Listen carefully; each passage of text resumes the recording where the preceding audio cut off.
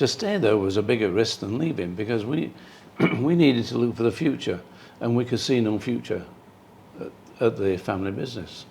It was, they wouldn't change, so we had to change.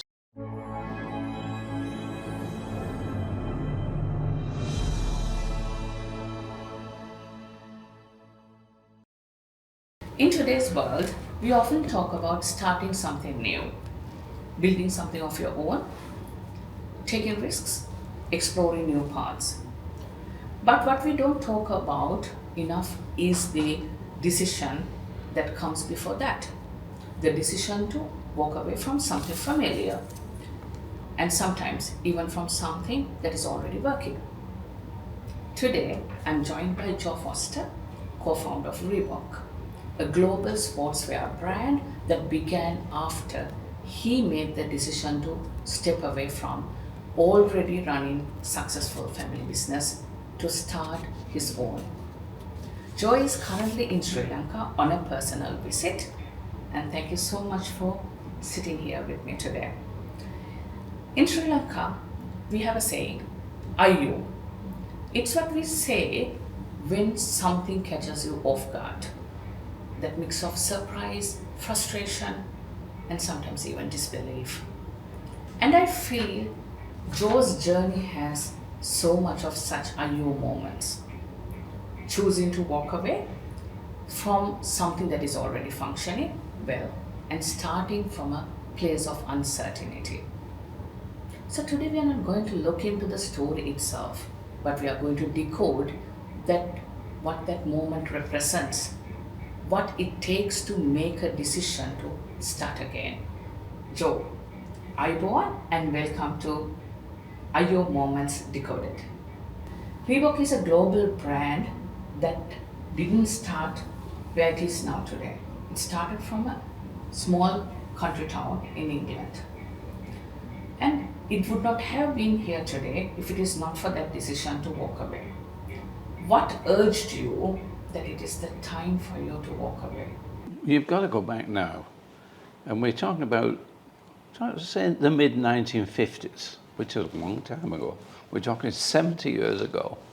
And my brother and I, my brother Jeff, he and myself, we'd both done national service, because national service was still on.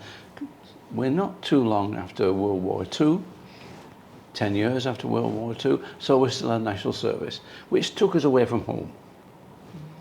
And both of us, Jeff in particular, had joined the family business, and he'd been working in the family business for about 5 or 6 years. I was just 1 year into the family business before I did national service. So we both went away for 2 years. And what that does is it gives you a different outlook on life. You have to start looking after yourself. You've not got the family there, your mother's not there, your father's not there. Suddenly you've got to look after yourself, and you start thinking a bit differently, which is okay. You don't realize that at the time, but we both come back out of national service, and we joined the family business, and we can see Jeff had been in Germany, where Adidas were, and Adidas were obviously doing different things than our family business, which was J.W. Foster and Sons. When we sort of looked at what we were doing, we questioned my father and uncle, who were then running the business, and said, you know, we need to move forward a bit. We're still making shoes that we'd made for 20, 30, 40 years ago. We need to start looking at something different. And my father said, well, when your uncle's gone and I'm gone, it's business for you. You can do what you like with it. And I said, well, we don't want you to go. You know, that's not our plan. Our thinking is we need to change the business, but the way we're going now, there will be no business in 2 or 3 years' time. It will be out, there'll be no business at all. So we need to start changing now. Didn't make any difference. I couldn't get through that we needed to change, we needed to start doing something different. And so, since they wouldn't listen, we had to leave.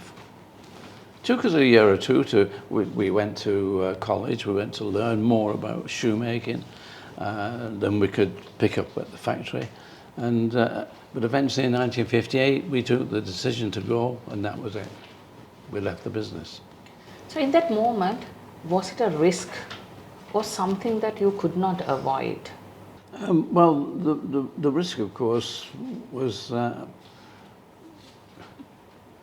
would what we were thinking of, would it work? Because we didn't think it was a risk.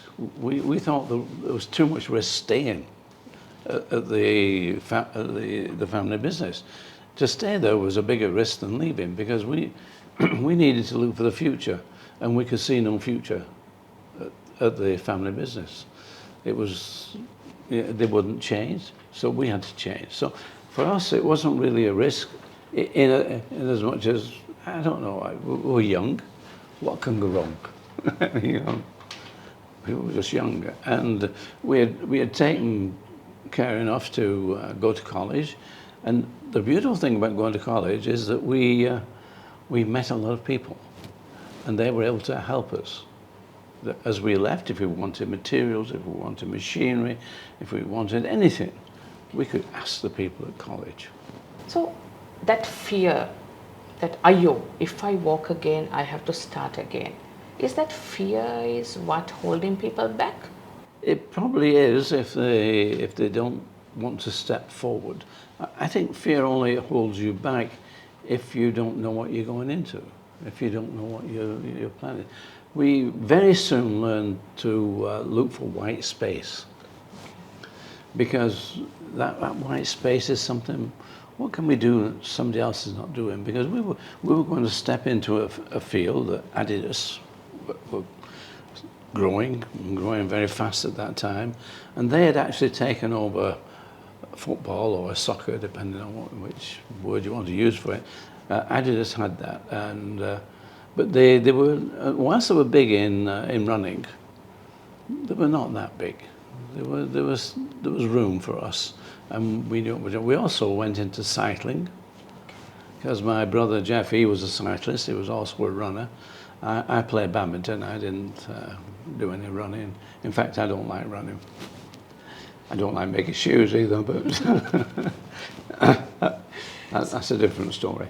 And so really, I don't think we had a fear of doing it. Like, you know, the fear, anybody today, they must want to do that. They must want to do something. They've seen something different. They must want. So the adventure must be to just step out there and do it. You know, it's, you know, we had this problem that the family business was obviously not moving forward, so that was the encouragement we needed to get out and go and do it. We went to college. We went to learn about the business, and I think that took the fear away, because if we had a problem, we could just go and ask the people at the college, what do you think? And so it was a good help. That. So you walked away from something safe and familiar almost 70 years ago. Do you think that decision is any easier for people today, or as difficult?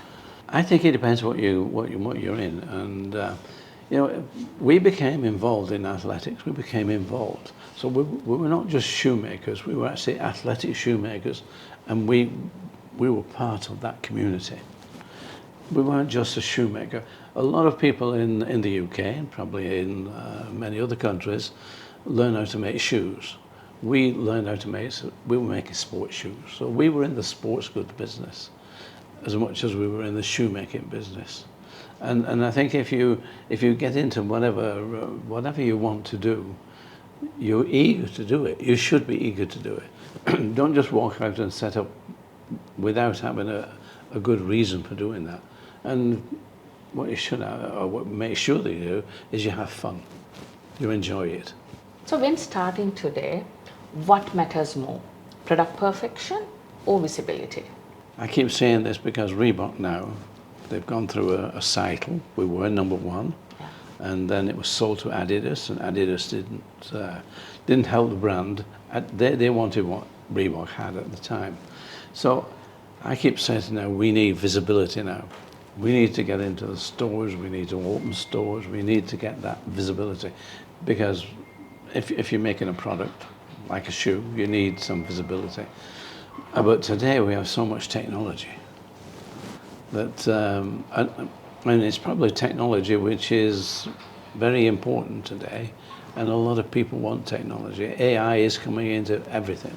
We're even working with people who design using AI.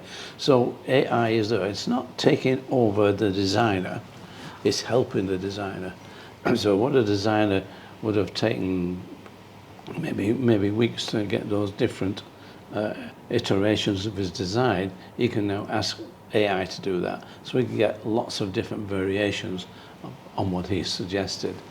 And so starting today, I think you need to decide where you're going, obviously, because you wouldn't go into a business unless you knew something was different.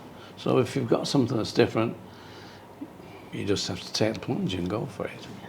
So product perfection is important, same like the product visibility as well. Products is important if it is a product. If it's a technological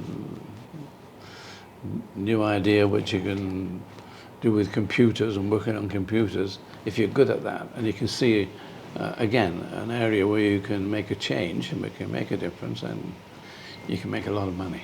If you were starting today, what would you change? And what would you keep the same? Well, I think today you've got to look at the market today. The market for what we're in, which was sports footwear, is now becoming very, very full. There's so many people now producing products which because what has happened now, when we started, we were making performance shoes. Today, that has influenced street. And now so much of the street shoes have gone, and they're influenced by sport. So whilst it's a big market, it's also a difficult market to get into right now because there are so many people in there. The real Aiyo is not starting again. It is to recognizing when to walk away. Joe, thank you for your perspectives. And that's what we try to decode today, episode of Aiyo Moments. If this episode make you pause and think, share it with someone who might be in the same crossroads in their lives, starting again or to walk away. Thank you, Joe, for joining us amidst your short visit. It was really interesting for me to listen to your story. And join us again when we decode more such Aiyo moments in our lives, the decision that shape our everyday moments. Thank you.